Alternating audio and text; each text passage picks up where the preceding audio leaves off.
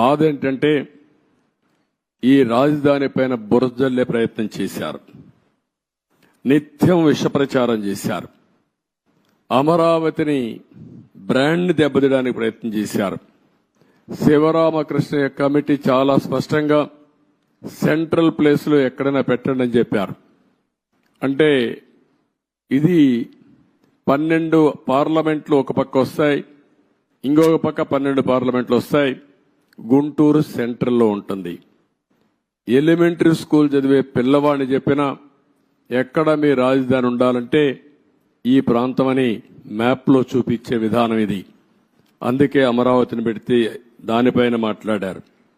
ఇంకొక పక్కన మీరందరూ చూస్తే చాలా వరకు ఇన్సైడర్ ట్రేడింగ్ అన్నారు. ఇంకొక పక్కన స్విచ్ ఛాలెంజ్ ని అవహేళన చేశారు. విషయం చెప్పి సింగపూర్ లాంటి కన్సార్టియంని తరిమేసే పరిస్థితికి వచ్చారు. One of the best Norman faster అనే కన్సల్టెంట్ ని లేకుండా పంపించేసే పరిస్థితికి వచ్చారు. 3 రాజధానులు అన్నారు, 3 ముక్కలాట ఆడారు. కడాన 5 సంవత్సరాల తర్వాత 10 సంవత్సరాల తర్వాత మీ రాజధాని ఏదంటే చెప్పుకోలేని పరిస్థితి దుస్థితిలో మనం నెట్టేసి